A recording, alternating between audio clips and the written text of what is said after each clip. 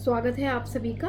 आज हम आरंभ करेंगे कक्षा 3 हिंदी व्याकरण का पाठ 9 जिसका नाम है क्रिया। क्रिया का क्या मतलब होता है? किसी भी काम को जिससे हमें पता लगे जिन शब्दों से कि काम हो रहा है या हम काम कर रहे हैं तो वो शब्द क्या कहलाते हैं? हमारे क्रिया शब्द कहलाते हैं। अंग्रेजी भाषा में इसको वर्ब कहते हैं और इसको हम आसान भाषा में डूइंग वर्ड्स के नाम से भी समझ सकते हैं। देखिए तथा पढ़कर समझिए। माधुरी पढ़ रही है, सूरज निकल रहा है, माताजी खाना बना रही हैं। ऊपर दिए गए चित्रों में कुछ ना कुछ काम किया जा रहा है या काम हो रहा है। चित्रों के नीचे दिए गए वाक्यों में रंगीन छपे शब्द ही क्या है? क्रिया है, क्योंकि वो शब्द क्या बता रहे हैं कि काम या तो हो रहा है या किया जा रहा है। जैसे सूरज निकल रहा है तो ये काम हो रहा है और माधुरी पढ़ रही है तो ये काम किया जा रहा है। तो अतः स्पष्ट है कि हमने क्या समझा? जिन शब्दों से किसी काम के करने या होने का बोध होता है उन्हें हम क्रिया कहते हैं।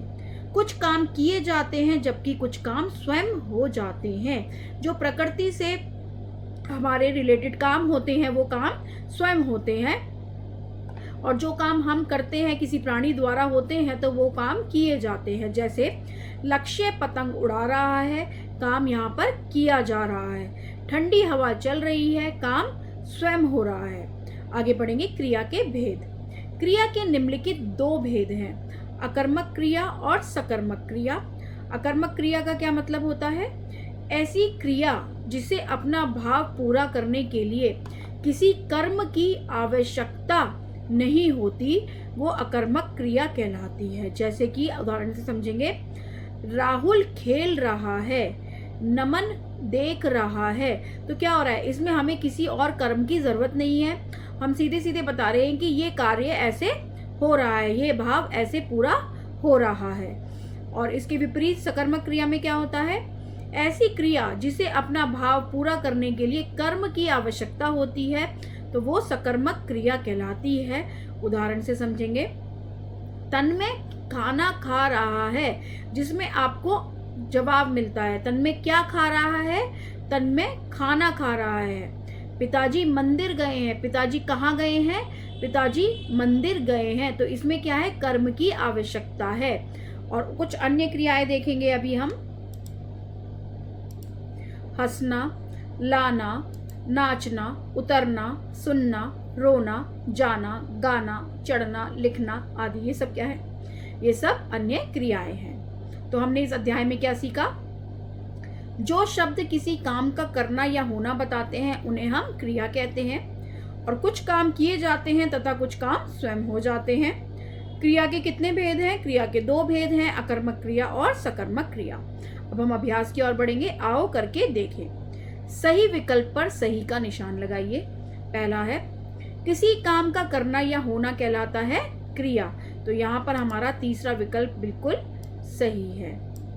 दूसरा देखेंगे, अकर्मक क्रिया है, बच्चा हंस रहा है। तो यहाँ पर अकर्मक क्रिया पहला विकल्प हमारा बिल्कुल सही है। अब जैसे देखिए यहाँ पर अगर हम देखें तो उसने पत्र लिखा, उसने क्या लिखा? तो हमें जवाब मिल रहा है उसने पत्र लिखा। वह बाजार गए, वह कहाँ गए? वह बाजार गए। तो ये है हमारी सकर्मक क्रिया। तो अकर्मक क्रिया का उदाहरण है बच्चा हंस रहा है। तीसरा देखेंगे, क्रिया के निम्नलिखित भेद हैं। कितने भेद हैं? दो भेद हैं, अकर्मक क्रिया और सकर्मक क्रिया। खा की ओर बढ़ेंगे। दिए गए वाक्यों में से क्रिया शब्द को रेखांकित करना है। तरुण कमीज पहन रहा है, तो कमीज पहन रहा है क्रिया है। बिल्ली दूध पी गई क्रिया शब्द है। मैं प्रातःकाल 6 बजे उठता हूँ क्या है? क्रिया शब्द है। विमल बहुत अच्छा गाता है क्रिया शब्द है। गा की ओर बढ़ेंगे। दिए गए क्रिया शब्दों का वाक्यों में प्रयोग कीजिए। पीना, मुझे ठंडा पानी पीना है। उड़ना, पक्षी आकाश में उड़ रहे हैं। चलना, हमें स्वस्थ रहने के लिए चलना चाहिए। हंसना, बच्चे खुशी से हंस रहे हैं। या आप यहाँ पर यह भी लिख सकते हैं कि हंसना सेहत के लिए लाभदायक होता है। गा देखेंगे। निम्नलिखित प्रश्नों के उत्तर दीजिए। क्रिया की परिभाषा लिखिए। जो शब्द किसी काम का करना या होना बताते हैं उन्हें हम क्रिया कहते हैं। अकर्मक तथा सकर्मक क्रियाओं को समझाइए।